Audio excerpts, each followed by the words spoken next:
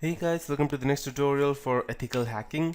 So in this tutorial we will be taking a look at what kind of dangers do we face in our day-to-day life before we can actually go ahead and run a diagnosis as to how much insecure our systems are. So the first things that I would like to tell you is that to keep in mind that if, you may have seen movies showing a lot of hacking, especially the Mission Impossible part and a lot of other things. So you may have seen like they just type in some random stuff, blah blah blah, and this and the mobile system or whatever the systems are, they get hacked. But in life, that does not work. So there's a good image that I just downloaded from the internet, and no, I do download it. Just open. Okay, it's open. Perfect. So you may have seen in movies that they talk some blibberish thing like this. If I can just overclock Unix Django, I can basic the DDoS root. Damn, no dice. But wait, if I decrypt that kilobyte with a backdoor handshake, then just jackpot. So this is actually true, but the thing is that out of 100, this is just true by 10%. The rest 70% of the hacking is done in this way.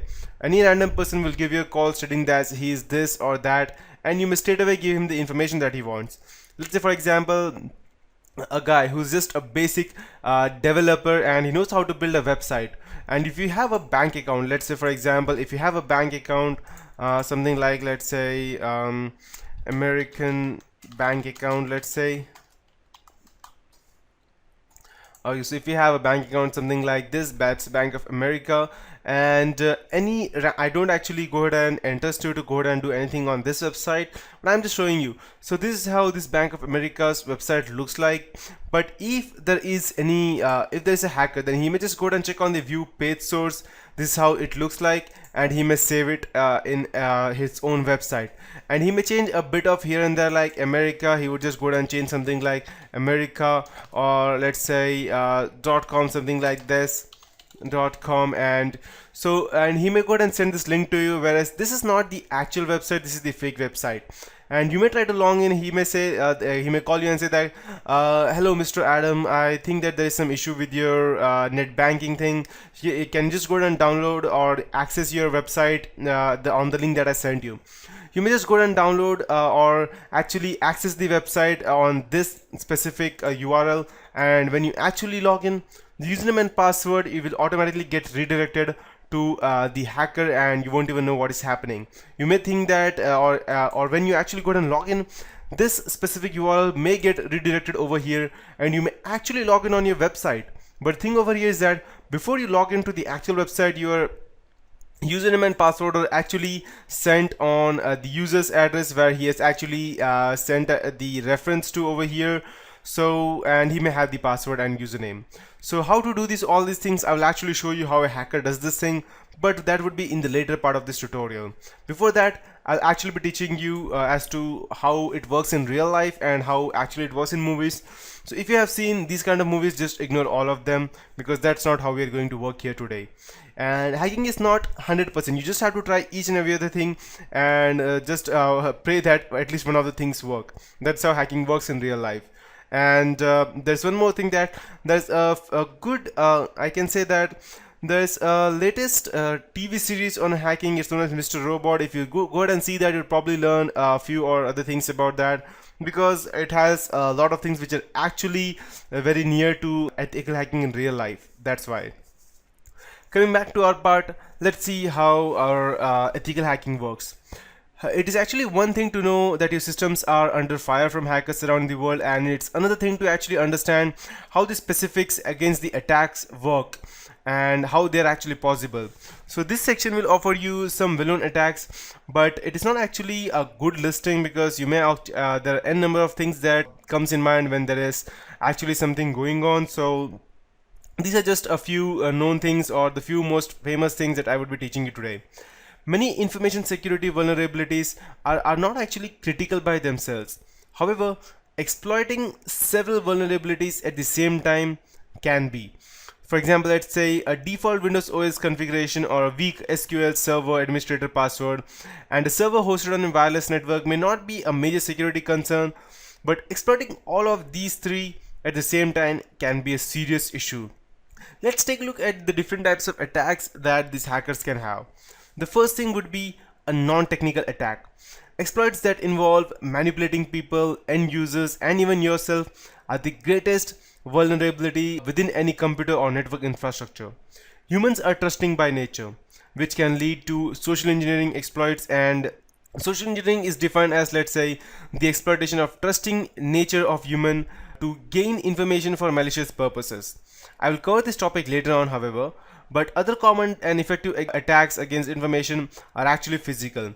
Hackers break into buildings, computer rooms, or other areas containing critical information or property, and physical attacks can actually include something like dumpster driving, rummaging through trash cans and dumpsters for intellectual property, passwords, network diagrams, and many more.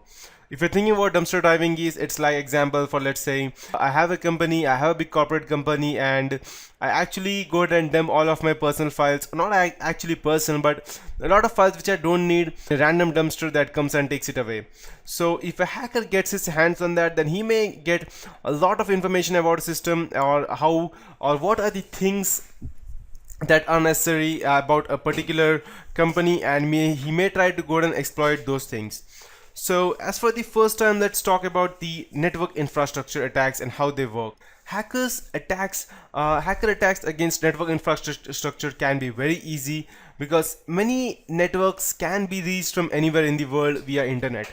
So there are few examples of network infrastructure, such as, let's say, connecting into a network through a rogue modem attached to a computer behind a firewall, or exploiting weaknesses in the network transport mechanisms such as TCP/IP and NetBIOS, or flooding a network with too many requests, creating a denial of service attack, which is actually called as DOS, which you can see over here, DDoS, which is actually a distributed denial of service attack.